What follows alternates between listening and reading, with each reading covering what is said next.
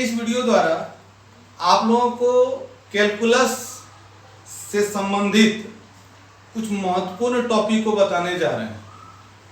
आज के इस वीडियो द्वारा आप लोगों को रोलेज थ्योरम अर्थात रोले का प्रमेय के बारे में अवगत कराएंगे।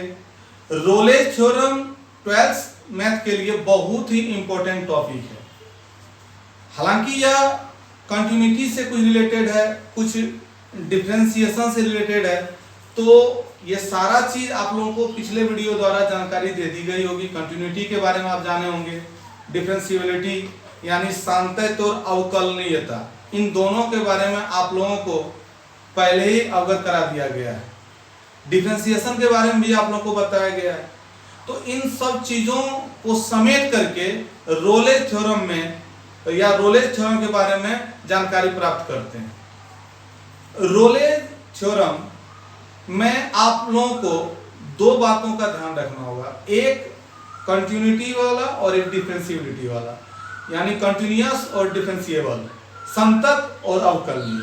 तो संतत के बारे में आप लोगों को बताया गया था कि कोई फलन f(x) है, वो x बराबर a पर तभी संतत होगा जब LHL बराबर RHL बराबर f(a). इन सब चीजों के बारे में आपको जानकारी मिली होगी। और डिफरेंशिएबल यानी अवकलनीय के बारे में आप लोगों को बताया गया होगा, और मैंने बताया भी था कि x बराबर a पर फलन f(x) अवकलनीय तभी होगा जब LHD बराबर RHD। तो इसके बारे में जानकारी दी गई है आप लोगों को। आप लोगों को मैंने ये भी बताया था कि एक दिए गए मान पर या एक निश्चित मान पर फंक्शन संतत होगा, चाहे वो अलजेब्रिक फंक्शन हो, चाहे वो ट्रिगोनोमेट्रिकल फंक्शन हो, चाहे वो लॉगरिथमिक फंक्शन हो, चाहे वो एक्सपोनेंशियल फंक्शन हो, कोई भी फंक्शन हो, एक दिए गए मान पर, एक दिए गए बिंदु पर वो संतत होता है। तो इन सब चीजों के बारे में आपको जानकारी दी गई है। अब आज मैं आप लोगों को रोलेज थ्योरम से संबंधित बातें बताऊंगा कि रोलेज थ्योरम किन किन शर्तों को पूरा करता है। तो रोलेज थ्योरम 3 शर्तों को पूरा करता है।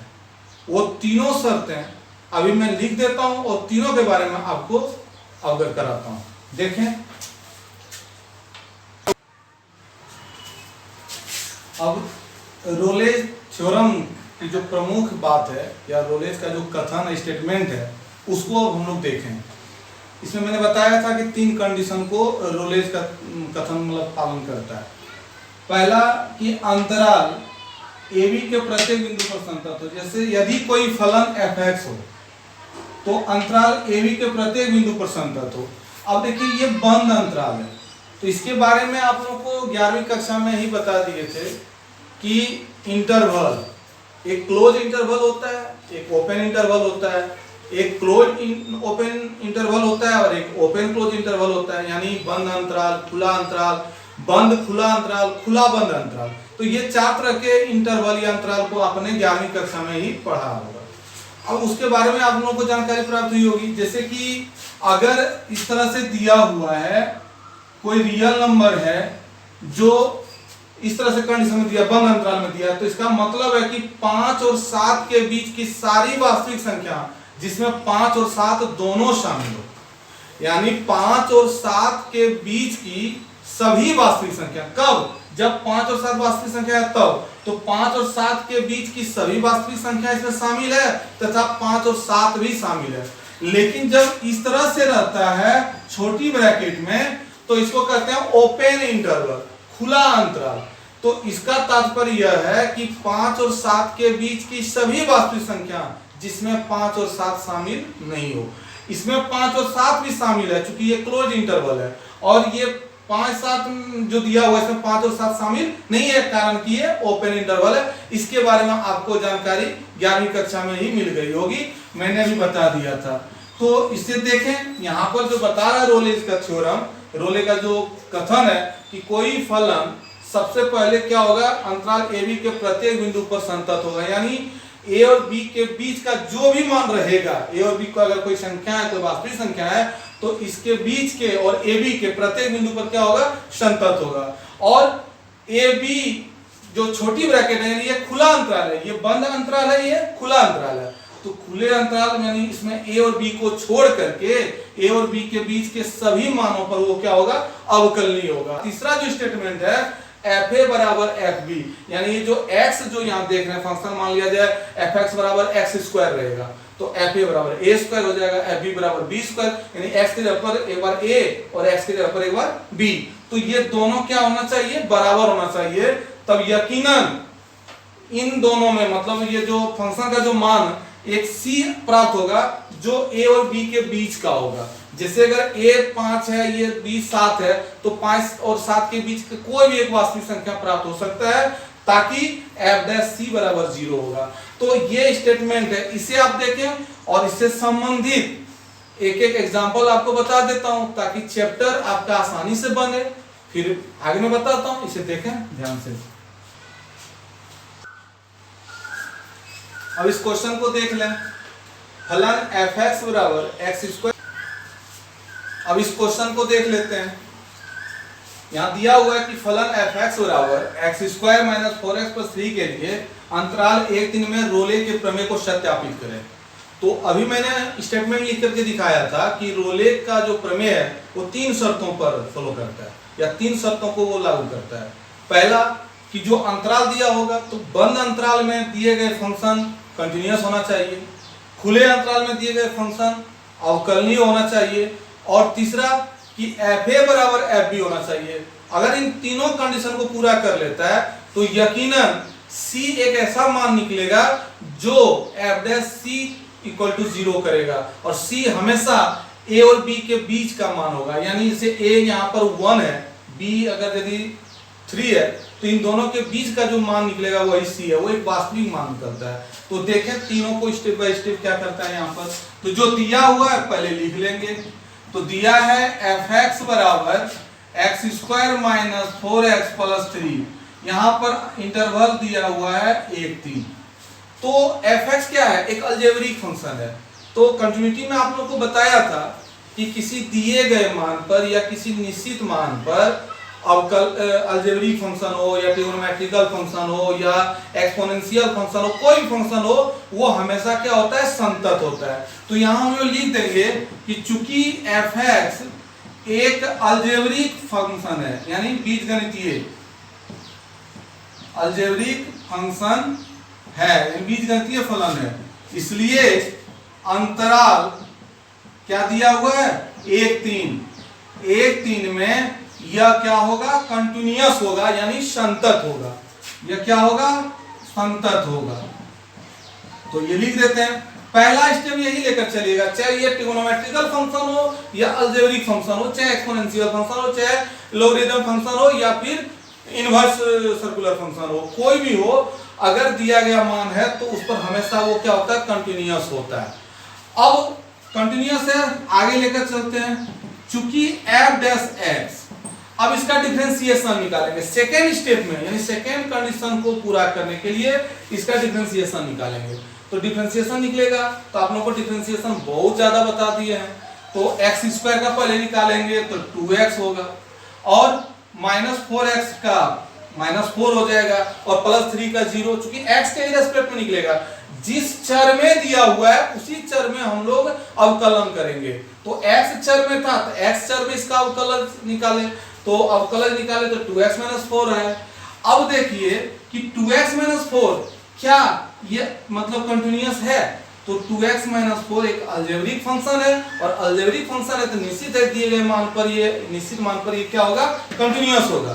तो लिखेंगे चूंकि f डैश x एक या फिर कंटिन्यूअस है, f डैश x संतत है, इसलिए यह अंतराल, अब खुला अंतराल उठाएंगे तो खुला अंतराल 1-3 ऐसे छोटी ब्रैकेट में ले लेते हैं, तो यह अंतराल 1-3 में क्या होगा, अवकलनीय होगा, यानी डिफरेंशिएबल होगा। ध्यान दीजिएगा यहाँ पर सबसे पहले कंटिन्यूअस को साबित करते हैं, तो चूंकि अलजेब्रिक फंक्शन है इसलिए संतत हो गया, कंटिन्यूअस हो गया।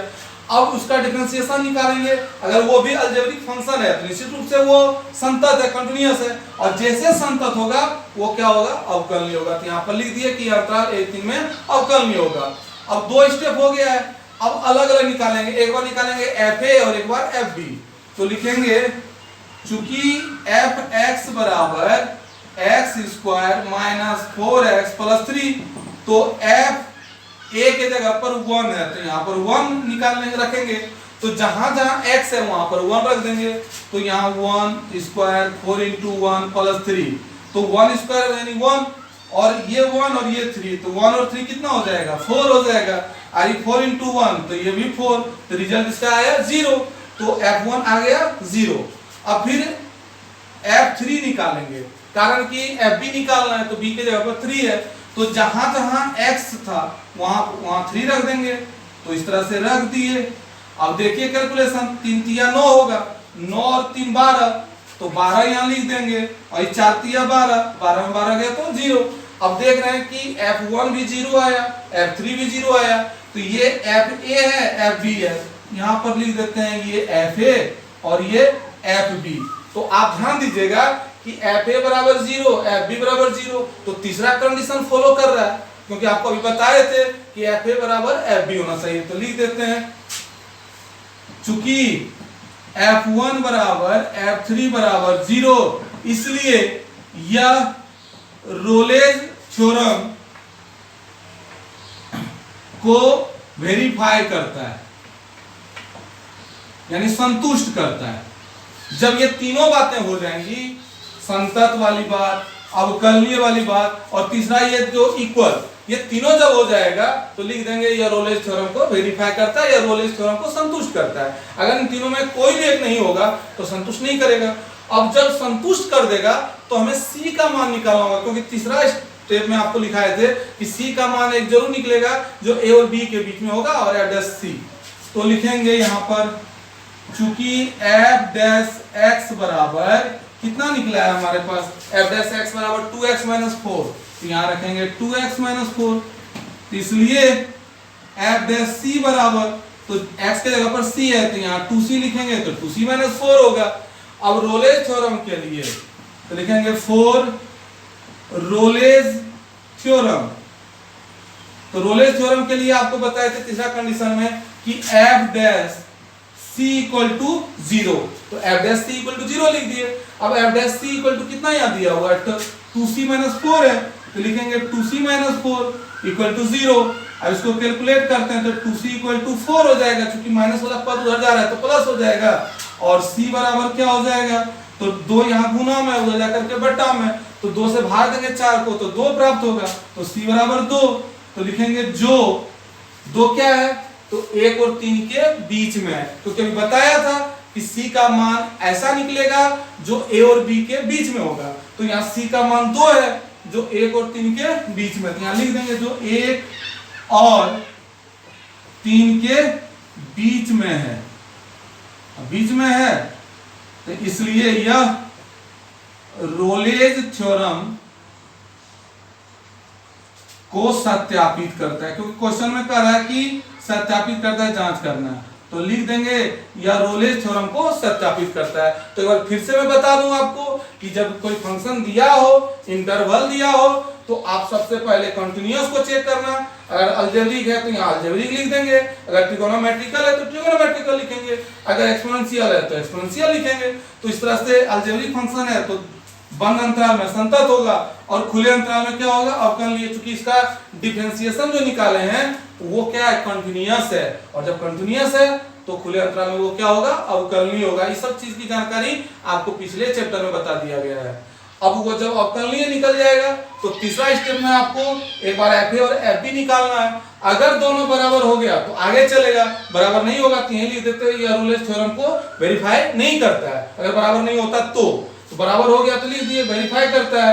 अब एफ डैश एक्स बराबर 2x माइनस 4 यहाँ निकाले थे, अब एफ डैश सी ये निकला, अब एफ डैश सी निकल गया तो वही F dash C equal to 0 करके देखे तो सी का मान जो आया वो इन दोनों के बीच का होना चाहिए, इन दोनों के बीच का आ गया तो लिख दिया ये रोलेज थ्योरम को सत्यापित करता है। अब एक चीज और ध्यान रखिएगा कि कई बार क्या होगा कि सी का मान 2 निकलेगा, एक हो सकता है इन दोनों के बीच में नहीं भी हो और एक इन दोनों के बीच में हो, तो जो बीच में होगा वही यहाँ सी बराबर लिखेंगे और लिख देंगे कि यह रोलेज थ्योरम को सत्यापित करता है। तो इस टाइप से आप सवाल को बनाएं और इससे संबंधित और क्वेश्चन को मैं अगले सीरीज में लेकर के आता हूँ। तब तक के लिए धन्यवाद।